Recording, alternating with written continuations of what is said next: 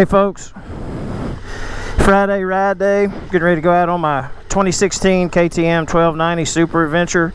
Just got this thing back on the road last week. I had to redo the fork seals on both sides, got that done, replaced the seals, changed the oil, new tires, bike's ready for summer now. Hoping to go over to New Mexico and do some off-road riding next month in April. So I figured I would go out for a shakedown run today. It's lunchtime, so I'm going to find something to eat and then probably hit some gravel roads around here.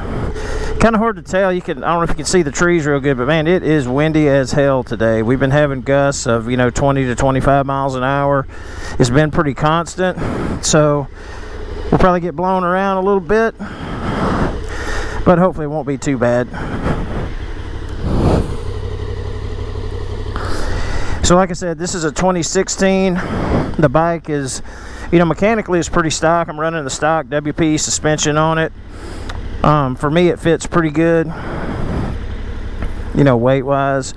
I guess the only thing I've really done to this thing is an evap canister delete.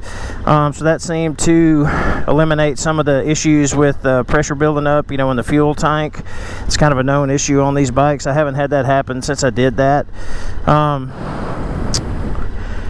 That's really it. I've got armor on here, radiator guard, got the bark busters, got a B&B skid plate. I think those guys are out of Australia. I like that at the time. I'm running a B&B on this one. On my 690, I'm running the Big Dog, Black Dog, Cycle Works, and I really like that too. Uh-oh, got a passenger here. Just a little worm. Later, dude. Okay. He's gone. All right, so we'll take off. Yeah, I figured this wind is going to be a factor today, but yeah, this is nice, man. Coming up here, I'm running the Mitas EO7 Plus tires on here. Get to come up the driveway of death with a little bit more authority than I do on the Ducati or the Road Glide. KTM's kind of made for that type of stuff.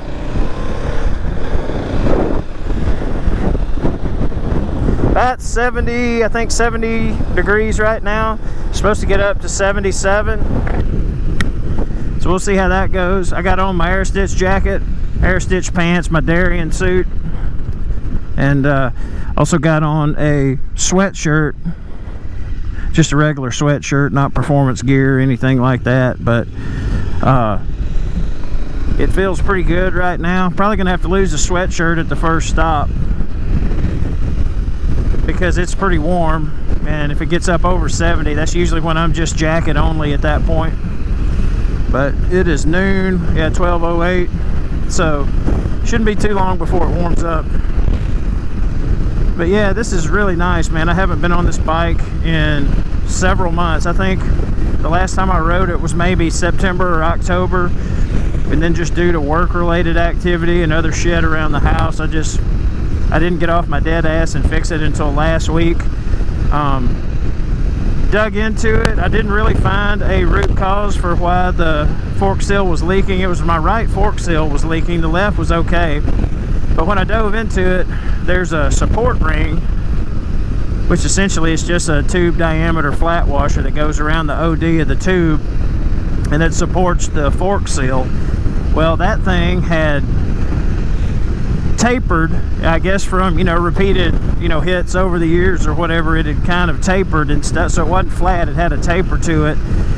Tried to find those and I couldn't find just a singular part, so I had to go buy an entire seal kit, which was like 60 bucks. Luckily KTM of North Texas over in Arlington had it in stock, so I was able to go get that and get it back together. The reason I didn't have the whole seal kit is because I run the SKF green seals.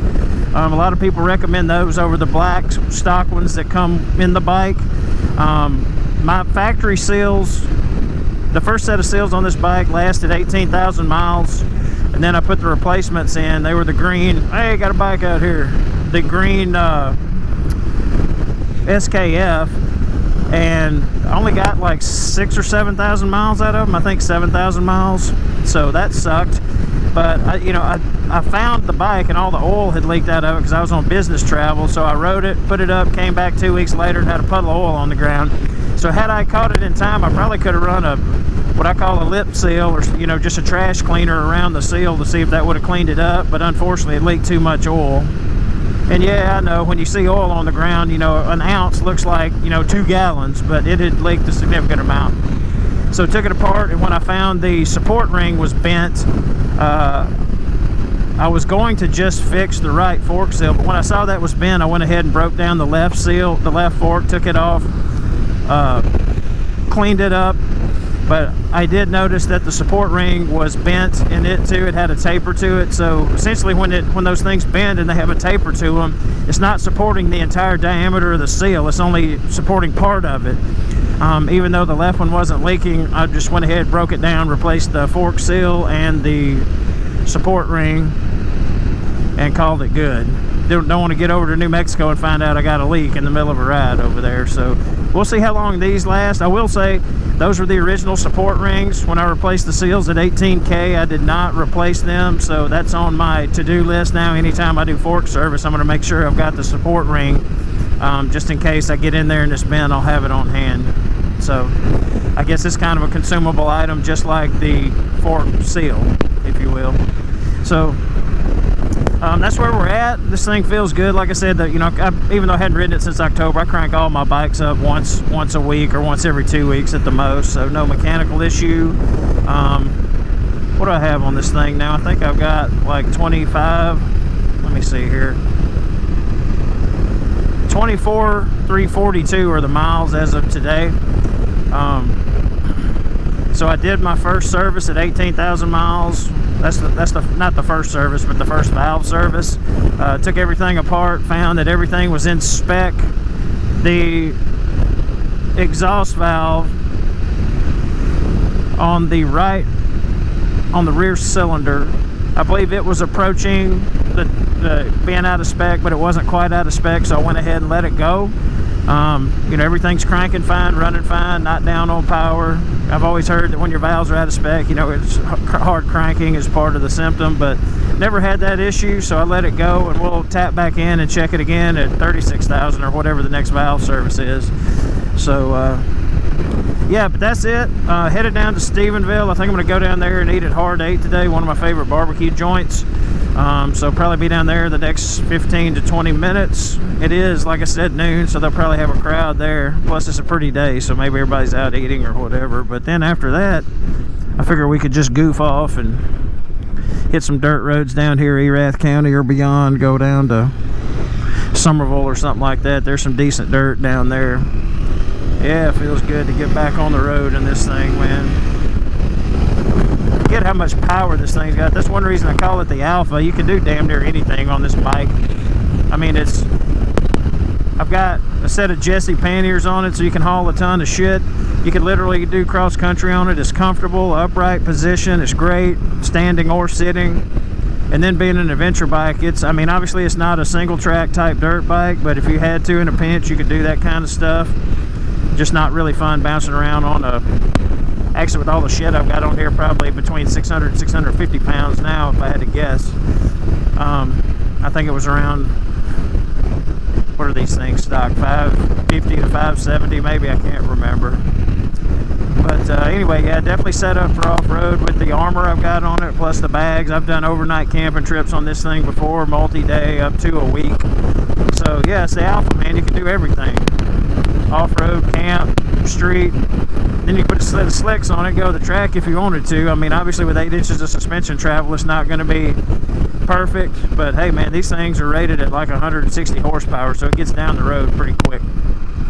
Alright, so that's enough of that. I guess I'll leave it there, and we'll pick back up with you guys when we get to Hard 8, grab something to eat. Later. Alright, just got through eating at Hard 8. Best brisket around here in my opinion. It was really good. There's a lot of kids in there today. I forgot it's Good Friday, so I bet a bunch of people are out of school today. But yeah, it was delicious. Should have took a picture, but I didn't think about it. Alright. Yeah, they do a good job here, man. I've enjoyed this place. I think this is the original location, but they're all over DFW now. There's one in Fort Worth, or I guess technically Burleson, Roanoke, several other places. Pretty good food. But anyway, we're in Stephenville. Like I said, that's the original location. We're gonna head down here to, I think 914 maybe. I've recorded this route before, but obviously not on the dirt. So I'm gonna try to find some gravel roads to go play on and just see if I can kind of get up to speed, get my skill set back. Hadn't been doing too much dirt that lately.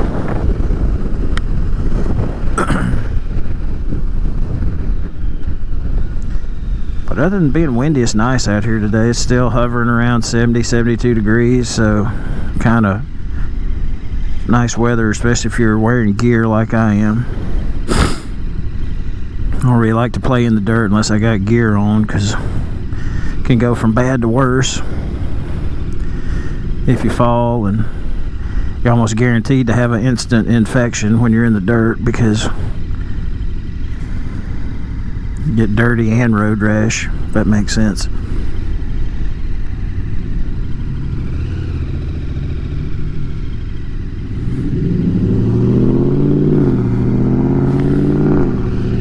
Alright, back on 377 for a second.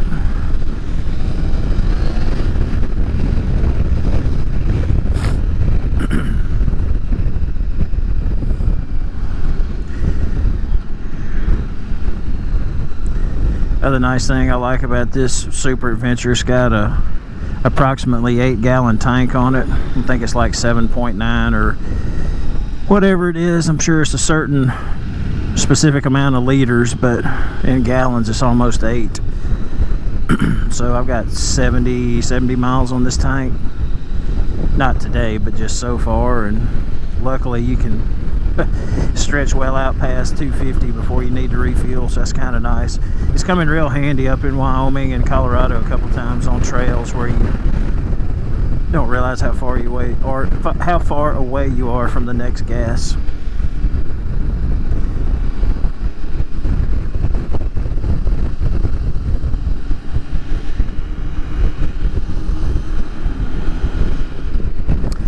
Again, no particular place to go today, just out and about, so I'm gonna try to find some gravel roads we hadn't been on before, or even if we've been on them before, just every time I'm on this bike I like finding the gravel. It's a lot more fun than riding it on pavement, even though pavement is also fun. Get off here on 914 and see what we can find. Got an Aprilia back there, that was cool.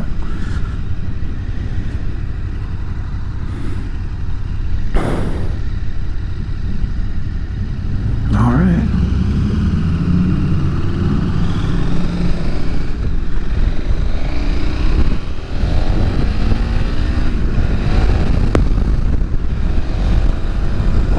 Well, getting out of Stephenville now, so I guess we'll tap out here and rejoin once we find some non-paved roads to get on. See you.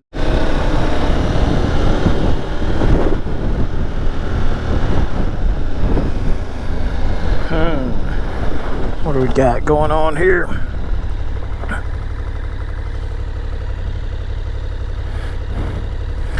Damn dog, I thought it was a coyote or something.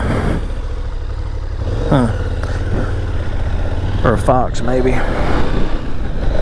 Anyway, didn't take too long to find some gravel. We're south of Stephenville, somewhere in, I assume, Erath County. I think we're between 377 and 281, somewhere down here. Not sure. Damn.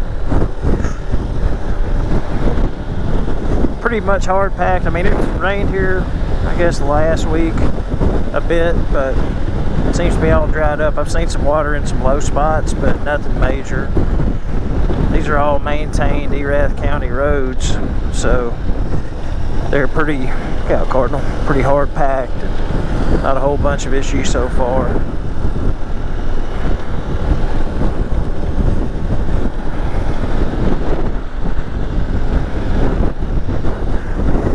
Plus it's springtime. I mean, we're in pasture land here, but you get around some row crop stuff, big ag, then you can run into some issues with tractor ruts and stuff like that. Whoa, there we go.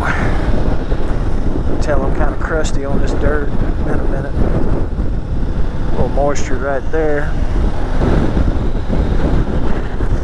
Yeah, honestly, I just like getting out in the country on this thing. I'd like doing it on the 690 as well, but where we are, this 1290 seems to be a better weapon, just because you got to but you got to ride so far in between to get to the gravel that you end up spending a lot of time on pavement, which obviously if you're on pavement, this is the way you want to go. The 690 is fine, but after I've done 400-mile days on it before, but I'm just wore the hell out at the end of that.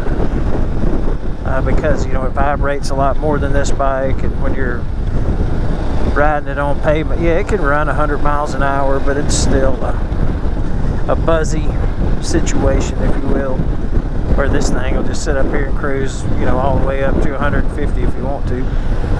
Yeah, it's pretty buzzy at 150, and with knobbies on there, it's kind of a sketchy situation anyway.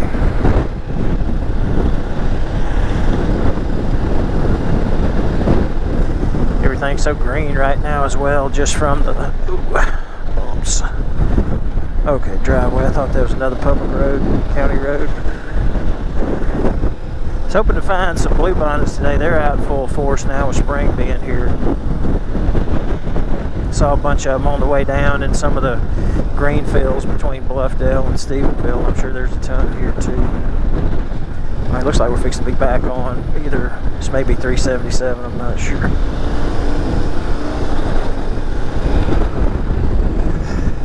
Well, I say that. It always looks closer than it is on the GPS.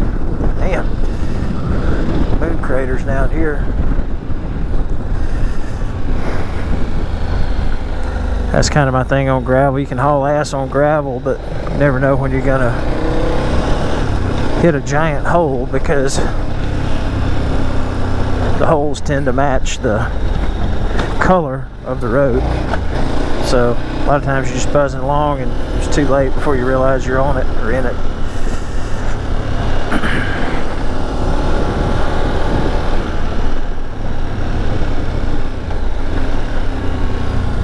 You see, a lot of this looks like it might have actually used to be paved in this section, and obviously the pavements wore away and it's just kind of chert rock, or however you want to describe it. Also, it was only that little curvy section back there, so maybe the locals got together and paved it because it kept washing out. It's not sure.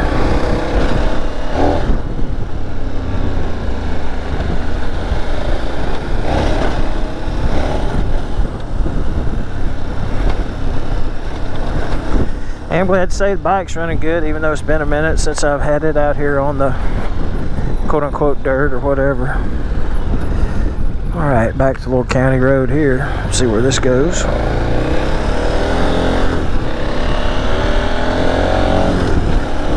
I really wish, when me and Des moved to Bluffdale, where we love where we live, that's not really an issue, but it would be nice to be somewhere like this where you really, really have space. I mean, we have 5 acres, but it's in a quote-unquote neighborhood.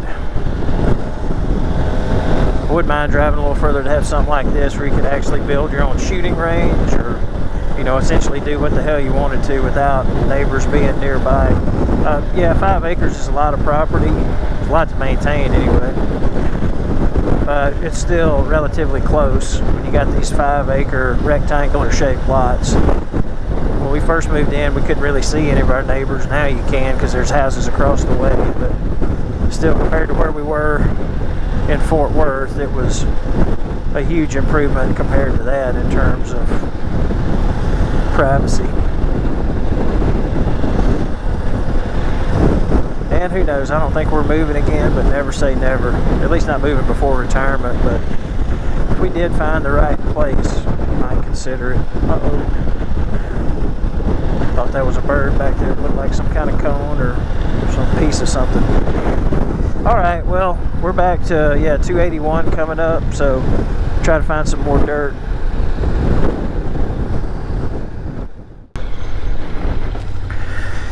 First water crossing of the day. And luckily, it don't look too deep. Don't really look, well, we'll see. No, not deep at all. And luckily, no concrete. I hate when those water crossings have concrete at the bottom, because this time of year the moss or algae or whatever the hell it is takes over, and it is just like beyond slick. It's like walking on friggin', let's see, which way do we want to go here? I don't really know, but let's try this way because I'm not sure where this comes out. Anyway, yeah, I learned real cool. Oh, got a game fence here, so I see something inside the perimeter. Moncrief Ranch. Moncrief's a familiar name. That guy used to be, not sure if they're related or not, but he used to be Fort Worth mayor years ago.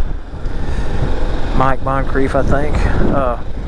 Anyway, yeah, just a water crossing thing. I really hate water crossings. Not a fan.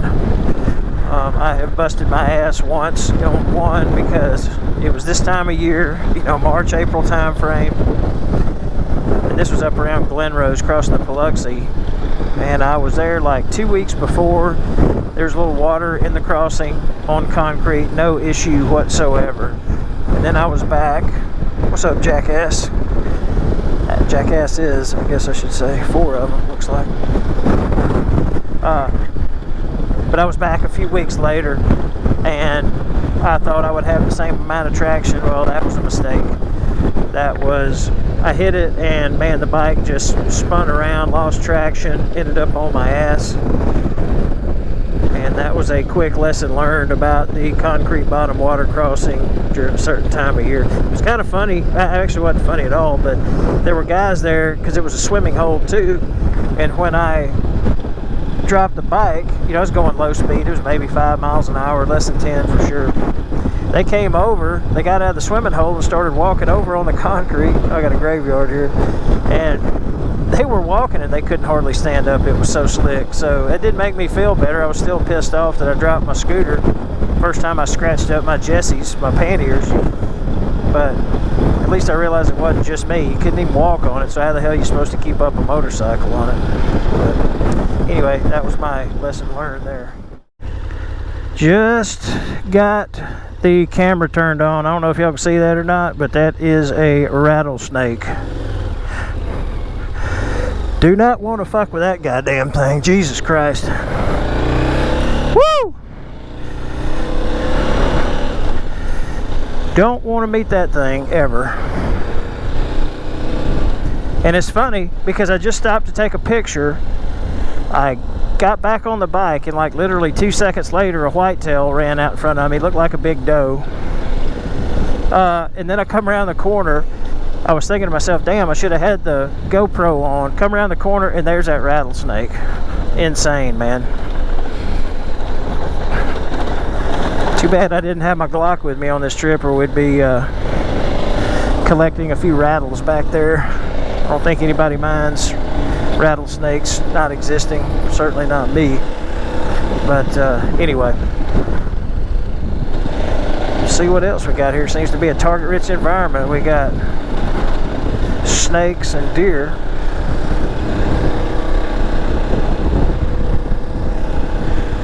But I'm sure we won't see anything now that I got the camera turned on. So water crossing number 2. Now obviously that's all concrete, so not even really a challenge, but it is muddy, which I would usually rip through here, but I guess since I washed the bike, we will take it a little slow. Imagine that, getting dirt on a dirt bike. Who would have thunk it? Washboard back there. That's one thing with this bike compared to my 690. I did respring it for my weight. I will say it handles washboard a lot easier than this 1290, but it's a huge difference in weight. A couple 100 pounds, if not more. This 1290, the Super Adventure here tends to, if you're in extended washboard, it will squat pretty good with you.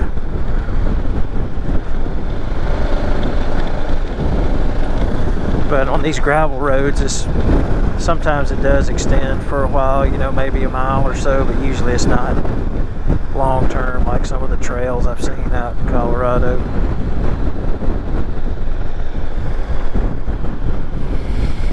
And it's amazing, we keep taking gravel roads and we keep ending up on 219, which is what I think this is. So just traversing back and forth, all fun.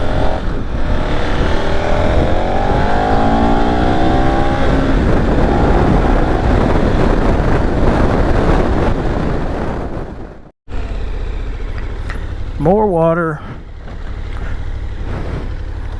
This looks, yeah, I see moss forming over there,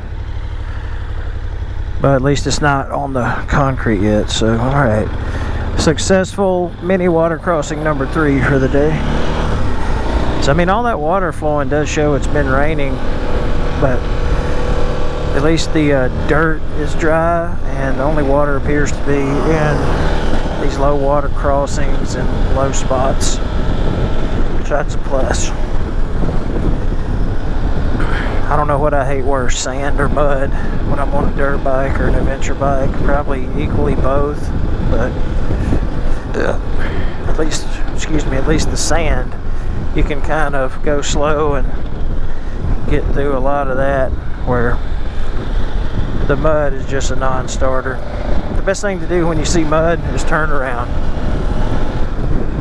It's just a matter of time till you're eating it or you're stopped and cleaning out your forks, and it just really sucks. Every time I get in the mud on one of these things, I have flashbacks to the, you know, early 80s in my 3-wheeler days when I used to go deer hunting all the time in the Mississippi mud, and golly, it's just a pain. It's been a nice little drive down these old county roads here. I wish they were unpaved, but still kind of nice. Not a whole bunch of traffic. And by not a whole bunch, I mean no traffic, so that's kind of cool. But a lot of times when you're on these, you don't realize how deteriorated they are. A lot of stuff's hidden by the shade from these trees. And then next thing you know, you're hitting a friggin' 1-foot deep pothole or more. Okay, we're fixing to be, this looks like it's going to come out on 22 up here. So that'll be going to what, Meridian maybe? Yeah, we're going to come out somewhere between Cranfield's Gap and Meridian, I think. I think shoulder is waxed on this thing, and look at that. This thing's worse than a gravel road, man. It feels like it anyway. Yeah, a lot of movement going on here. Alright, there we go. Back to 22. So we could head back to Cranfield's or go to Meridian.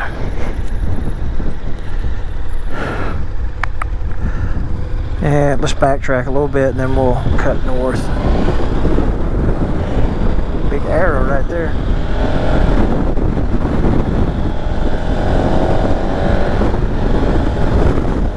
Alright, on 22,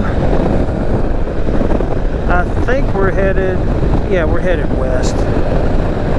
So this will carry us back to Cranfield's Gap, and then I guess technically we didn't go all the way to Cranfield's Gap. I turned off onto, what road is that? 1438 that goes to Iredell. That's where I found those little county roads back there. So now I'm going to circle back and we'll just get on 1431 up to Iredell and just head back that way. Maybe we'll find some more gravel in Iredell. Check back in a bit. To downtown Cranfield's Gap. Here's the world famous Horny Toad Bar and Grill. Very, very cool place. biker friendly, everybody friendly.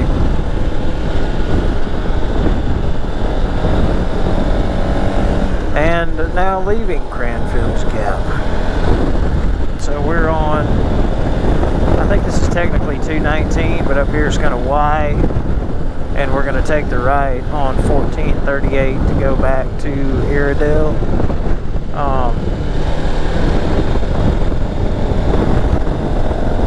And I think the county line is up here too. I can't remember if it's Somerville. What county are we in down here? I think we're going to be going back into Somerville County. Let's see. Or maybe this is Bosque. I can't remember, man. The county line is just right up here around this next curve. Remember the sign.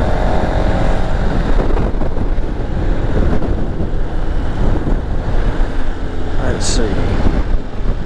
Okay, we're entering Hamilton. I think this may be Bosque. Let's see. Oh, it didn't say. It just said Cranfield's Gap. I'll have to look that up. I can't remember which county is which down here. Yeah, west 219, even though we're kind of going north.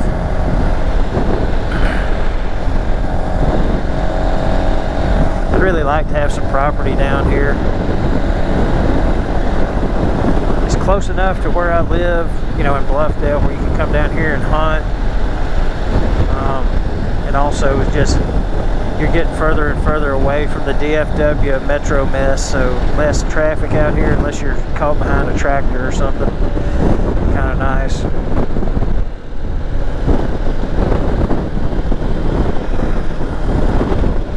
Just, I mean, there's traffic on the roads, but it's not gridlocked like it is daily in Fort Worth or DFW. So that's nice. Anyway, we'll get up here on 1438, head to Iredell, and see if we can find anything exciting up there.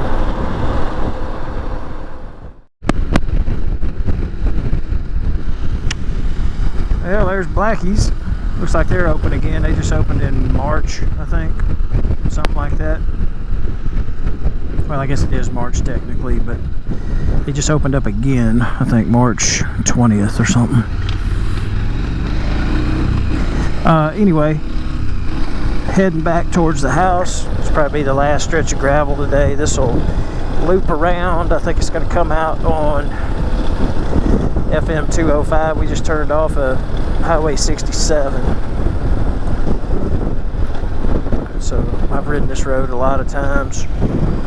It turns back into pavement right before you get on 205. And then we're just almost back to the house.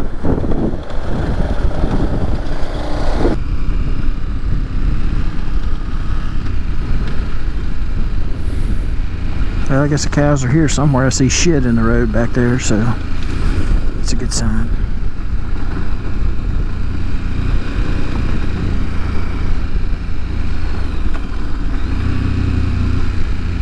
Yeah, you can tell it really washes here whenever the rain is up in these low spots. Might hit some water down here.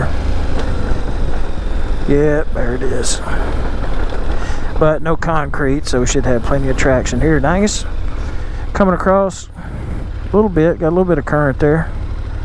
Oh, that's deeper than I thought too. Damn. All right. Made it.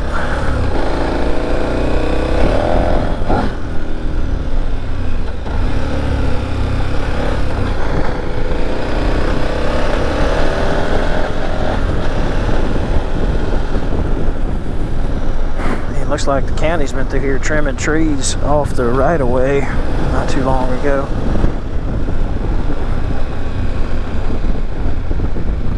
Oh, another one. Damn.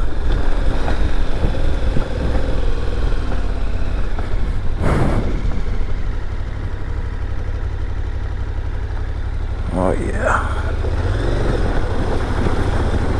Not bad at all. Wash the tires off.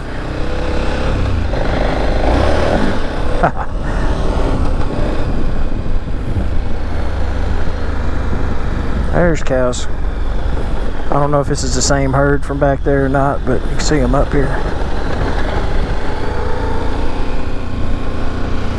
I don't know if you can see them through the trees or not. I can see them.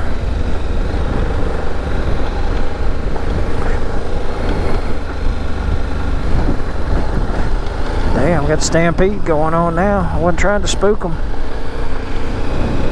But they got to stop somewhere. Uh-oh. The cow's in the water. Boo. Alright, same thing, not too deep, but it is. Where'd they go? There they are. Put them into high gear. I wasn't trying to spook the stock, but oh well. Big white KTMs are scary.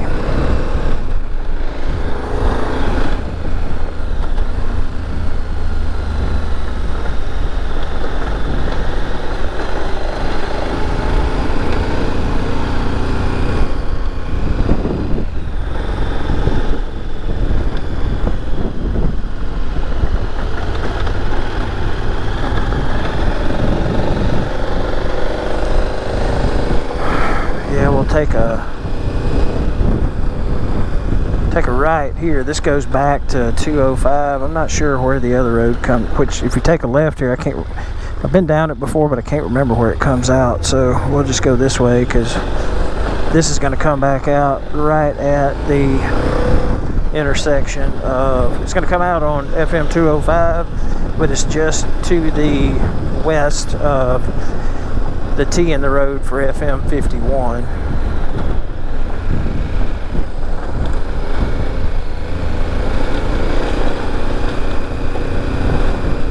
Oh shit! Fuck! God damn, that was scary. Woo! God damn, I may have to go home and clean my pants off after that. Pants out, shit. Oh, we were fixing to have cube steak. Damn. Flying S Herefords, how appropriate. Man, that was close, dude. Damn. Roadrunner. Beep beep. That's what gets me, man. You never know what's coming out of the woodwork on these, you know, gravel and county roads. All right, we're back. My GoPro battery died back there. I think it was right after the cows run out in front of me. I thought I heard it beep, but it was hard to hear, so I couldn't really tell exactly where it died. But anyway, just stopped to put a new battery in and fixing to get back on the road. Okay, we're on now. Yes, I don't know where that ran out, but obviously that was scary, having the cows run out in front of me. It's funny, here's another sign for that ranch back there. It says Flying S Herefords. I'm assuming you can see that right there. And they definitely flew out in front of me, but however, it wasn't Herefords, it was Angus that ran out in front of me, so that's interesting. Yeah, so hopefully that's our last close encounter of the animal kind today. It's about 5 o'clock, yeah, almost 5 o'clock straight up, 4:56. And just a few miles from the house on 205 here, headed back towards Bluffdale, well, south of Bluffdale, and then got to turn north on FM 2481. Anyway, oh, we got a dub. Yeah, been a heck of a ride today, really enjoyed it. I thought the sun was going to come out, but it's been relatively overcast the majority of the day. It was out in spurts, but never really got to be bright sunshine for extended periods of time. Tomorrow I got some company coming down, dropping some stuff off, some hunting stuff, so don't know if I'm going to get to ride tomorrow or not. Even if I do, it probably won't be an all-day thing, maybe just part of the day, because I think they're coming down probably right around noon, so I have to be around the Ponderosa for that. But anyway, was glad to get some riding in today. Let's see, we got, yeah, I'm at 170 miles straight up right now, and I'm probably another 10 or so from the house, so probably about a 180 mile ride today. It was a good mix of gravel and pavement. Always trying to stay on the gravel more when I can, but a lot of times just wander around and kind of see what happens. So it was fun. I really enjoyed having the big KTM back on the road. I really get upset when my bikes aren't running, regardless of what the problem is. I just want my stuff to be running at all times, so it's ready no matter what. And this shakedown run's been pretty good. Hadn't really seen any issues. Bouncing around a little bit, but I think that's because of so much wind today.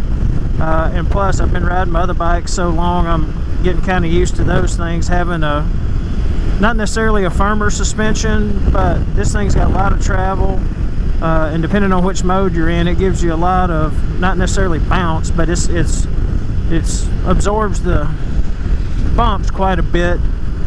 But sometimes you may misinterpret that for the suspension bouncing around, if that makes sense. I don't know. Anyway, yeah, it was great to get it back on the road, and hopefully it'll remain that way for a while. So shakedown run complete.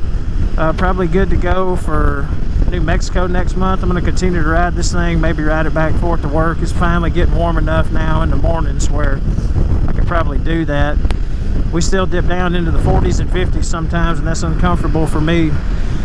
But if it's 60 or above, I can handle that. So I guess I'm just old and cold at this point. Used to, it didn't bother me, but now it does. Just a lot easier to hop in the F-150 with the heater and not worry about it. Guess I need to toughen up. Anyway, I'm babbling at this point, so we're going to end it here. Like I said, about probably 8-9 miles from the house. It's been a great day. Get home just in time to feed the dogs, and then maybe have some bourbon after that, watch some TV or something. But as always, thanks for riding along, especially on the kind of our maiden voyage together on the 1290. Hoping for many more, and summer will be here before we know it, so won't have to worry about temperatures anymore, except for in the other direction, overheating. So been a great day, enjoyed it. As always, thanks for riding along. See you on the next one.